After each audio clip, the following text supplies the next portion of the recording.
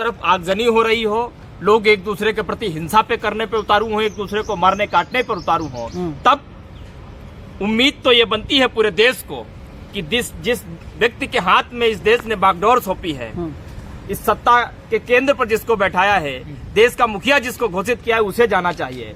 जो शब्द आज वहां जाकर के राहुल गांधी कह रहे हैं, वो शब्द आज के 1 महीने पहले प्रधानमंत्री नरेंद्र मोदी को कहने चाहिए थे। लेकिन दुर्भाग्य है कि वो मणिपुर को जलता हुआ छोड़कर देश से बाहर चले जाते हैं, विदेशी यात्रा करते हैं। वहां से उनकी पीआर टीम इतनी ज्यादा सक्रिय होती है कि क्या खाया उन्होंने, कहाँ बैठे, कहाँ सोए, किससे मिले, कहाँ जागे, इन सब चीज की ये खबर दिखाती है, पूरी मीडिया दिखाती है, उनकी पूरी पीआर टीम काम करती है।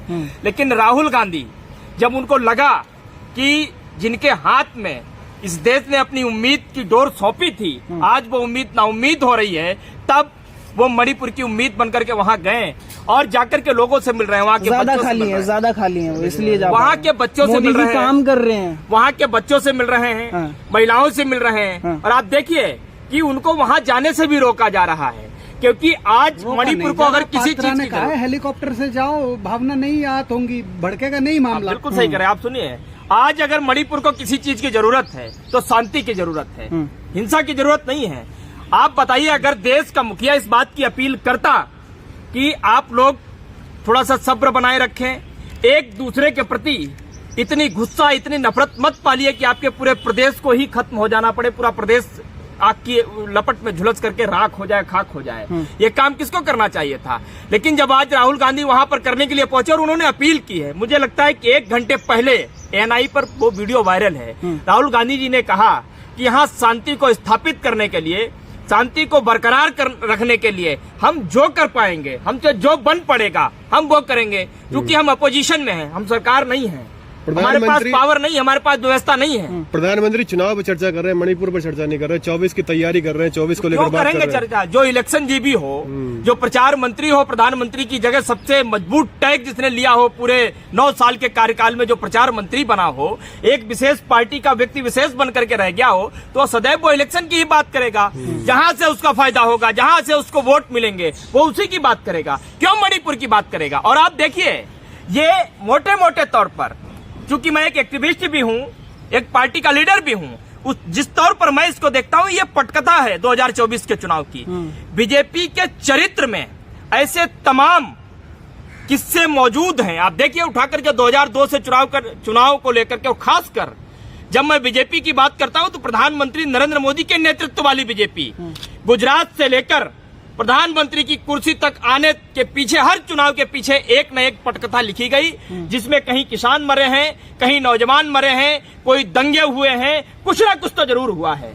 और मणिपुर भी जब आज इस तरीके से आग की लपटों में लगातार झुलस रहा है, दूं-दूं करके जल रहा है, उस समय देश का कोई भी प्रधानमंत्री हो, कितना भी गिरा हुआ प्रधानमंत्री हो, कितना भी असंवेदनहीन प्रधानमंत्री हो, लेकिन अपने देश को छोड़ करके कभी वो बाहर नहीं जाएगा, अपने लोगों के बीच रहेगा। और तब तक तो कम से कम रहेगा जब तक वहां शांति स्थापित नहीं हो जाती। लेकिन एक तरफ मणिपुर जल रहा है, दूसरी तरफ फ्लाइट पर बैठकर प्रधानमंत्री यहां से बाहर के लिए उड़ रहे हैं। तो ये 2 रूप प्रधानमंत्री के, जो आज तक जनता से छुपे हुए थे, आज वो खुलकर के सामने आ रहे हैं। और ये जनता को ये बिल्कुल पता लग रहा है कि प्रधानमंत्री नरेंद्र मोदी सिर्फ और सिर्फ देश के प्रधानमंत्री इसलिए बने थे ताकि वो भारतीय जनता पार्टी में रह करके भारतीय जनता पार्टी के लिए प्रचार मंत्री का रोल बहुत तरीके से, बहुत बेहतरीन ढंग से निभा पाए। और इसलिए पूछ रहे थे जेपी नड्डा से, आते ही पूछ रहे थे क्या चल रहा है उन्होंने। अच्छा, तो प्रधानमंत्री जब बाहर जाते हैं, बाहर आकर के ये बात पूछते हैं, और कोई और बाहर जाता है,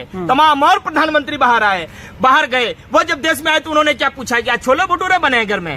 क्या दाल रोटी बनी की सब्जी बनी है? क्या मजाक करते हैं? विदेश से आते ही विपक्ष को ललकारा है, उन्होंने चुनौती दी है विपक्ष को, कह रहे तमाम विपक्ष जितना इकट्ठा हो रहा है कुछ नहीं उखाड़ पा रहा है। विपक्ष को ललकारने की जरूरत नहीं है, विपक्ष अपना काम बहुत मजबूती से कर रहा है।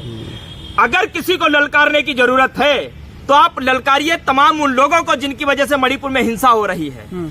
आप दुत्कारिए अपनी उस पार्टी को, अपनी सरकार को, अपने तमाम पदाधिकारियों को जो मणिपुर को जलता हुआ देखकर मौन है, जो आज तक पहुंचे नहीं है वहां पर। आपको विपक्ष को ललकारने की कहां जरूरत पड़ रही है? अरे विपक्ष का नेता जिसकी सांसदें भी आपने छीन ली, जिसका पद भी आपने छीन लिया, जिसका घर भी आपने छीन लिया, बावजूद एक अपोजिशन की भूमिका को निभाने के लिए, अपोजिशन के धर्म को निभाने के लिए, देश के लोकतंत्र में अपोजिशन क्या होता है इस बात का सबूत देने के लिए वो मणिपुर गया, लोगों से मिल रहा है, लोगों से बातें कर रहा है, लोगों को शांति की अपील कर रहा है, मोहब्बत का पैगाम दे रहा है और लोगों को यह भी समझा रहा है कि मोहब्बत ही एक ऐसी वो चीज है जो तुम्हारे प्रदेश को बचा सकती है, हमारे देश को बचा सकती है। आप उसे भी रोकने का काम कर रहे हैं। और जब राहुल गांधी को वहां रोका जा रहा है, वहां की जनता को आप देख ही लीजिए, तमाम मीडिया चैनल्स ने जाकर के अलग अलग तरीके से लोगों की रिपोर्टिंग की है, हर लोग यही बात कह रहे हैं। क्यों आने के लिए रोक रहे हो भाई? आप खुद नहीं आना चाहते, किसी को भेजना नहीं चाहते, हमारी मदद नहीं करना चाहते, मणिपुर को जलता हुआ देखकर आप देश के बाहर चले जाते हो। अगर कोई आता है मणिपुर में हमारे लोगों के बीच शांति स्थापित करने के लिए, हम लोगों को बचाने के लिए, हमको सहानुभूति वो करने के लिए, उसे भी तुम रोक रहे हो। क्यों रोक रहे हो भाई? बताइए क्यों रोक रहे हो आप? राहुल गांधी कोई गुनाह करने गए हैं क्या वहाँ? राहुल गांधी को जनता के बीच नहीं जाना चाहिए क्या? टीआरपी चाहिए अब उन्हें।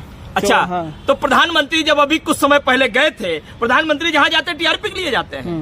देश में, जिस देश में लोकतंत्र होता है, उस लोकतंत्र में चाहे कोई अपोजिशन का नेता हो या फिर कोई समाज सेवी हो, उसका काम क्या होता है? बताइए क्या काम होता है? आम मुद्दे, जनमानस के लिए काम होता है। तो वही तो राहुल गांधी करने के लिए गए हैं। और आप सब मीडिया बंधु हो, पत्रकार कर रहे हैं लगातार, आप सब पत्रकार बंधु हो, अपने अपने मीडिया चैनल्स को लेकर के मणिपुर को कवर करने के लिए गए हो या जाते हो, तो क्या आप अपनी मीडिया की टीआरपी बढ़ाने के लिए जाते हो? आप सब्सक्राइबर बढ़ाने के लिए जाते हो? व्यूअरशिप आपकी बढ़ जाए इसलिए जाते हो आप? आपकी ये नैतिक जिम्मेदारी बनती है, आपकी नैतिक जिम्मेदारी बनती है कि जिस देश में आप रहते हो और जिस देश ने आपको ये कैमरा पकड़ने और माइक से सवाल पूछने की आपको ताकत दी, हिम्मत दी, उस देश की आवाज को उठाने के लिए, उस देश के हक और हुक की आवाज को उठाने के लिए आपका नैतिक धर्म नहीं बनता है, जिम्मेदारी नहीं बनती है। और उस जिम्मेदारी को पूरा करने के लिए यदि कोई पत्रकार वहां पहुंचा है, कोई अपोजिशन का लीडर वहां पहुंचा है, तो किस बात की दिक्कत हो रही है आपको? नहीं, वो व्यवस्था बना रहे हैं ना, बातचीत तो चली रही है ना। कौन सी बात? एक महीने से ज्यादा हो गया भाई, एक महीने से ज्यादा, मेन स्ट्रीम सैकड़ों से ज्यादा लोग मर गए, कितने लोग घर से बेघर हो गए। आप देखिए राहुल गांधी जिनसे मिल रहे हैं, आप देखिए पर्दों के बीच में लोग बैठे हुए हैं। मेन स्ट्रीम मीडिया भी नहीं दिखा रही ढंग से। अरे मेन स्ट्रीम मीडिया का तो चरित्र ही दोहन, उसका चरित्र दोहन हो गया। वो तो इस सरकार की गोदी में बैठ करके गोदी मीडिया हो गई। तमाम एंकर उनके चरणों में, उनके जूती को चाटते चाटते, जूती को साफ करते करते चरण चुंबक एंकर बन गए। और जिनका जमीर इस हद तक बिक गया और जिन्होंने आवाज उठाते उठाते उठाते उठाते सारी पराकाष्ठाएं पड़ गई, तो लोगों ने बीजेपी के चरणों में अलग से काम करना शुरू कर दिया। आपने देखा होगा, आप देखिए अलग से काम करना शुरू कर दिया।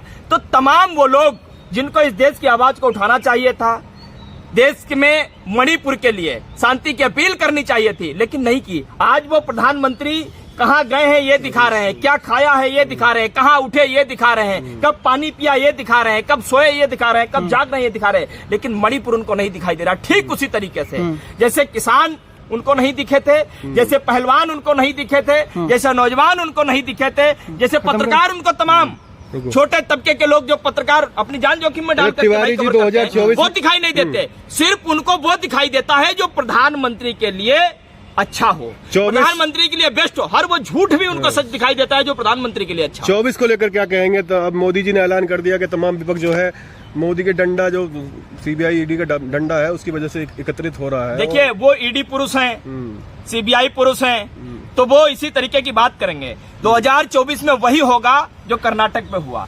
2024 में वही होगा जो हिमाचल प्रदेश में हुआ। और एक चीज आप समझ लीजिए कि पहले जो चुनाव हुए, अब जो चुनाव होने वाला है, उसमें जमीन आसमान का अंतर है। 2024 का चुनाव लोकतंत्र को बचाने का चुनाव है, 2024 का चुनाव संविधान को बचाने का चुनाव है, 2024 का चुनाव इस देश की जनता की आवाज उठती रहे, कानून तरीके से काम करता रहे, उसके हक और हुक की आवाज को दबाया नहीं जाए। इसलिए ये चुनाव देश का चुनाव है, देश की आत्मा को बचाने का चुनाव है। और 2024 में इसमें कोई दो राय नहीं है। 2024 में राहुल गांधी के सामने नरेंद्र मोदी दूर दूर तक कहीं दिखाई नहीं दे रहे हैं। उसका उदाहरण सबसे बड़ा मैं आपको देता हूं फैक्ट के साथ। न्यूज 24 देश का बहुत बड़ा चैनल है, उसने एक सर्वे किया था जिसमें गृह मंत्री अमित शाह ने एक सवाल पूछा था कि 2024 में प्रधानमंत्री कौन होना चाहिए, राहुल गांधी या नरेंद्र मोदी। 62% देश की जनता ने राहुल गांधी को वोट दिया था और इतना प्रेशर न्यूज 24 पर था कि उसको अपने ट्वीट को डिलीट करना पड़ा 3 दिन के बाद में। आप सबने देखा होगा।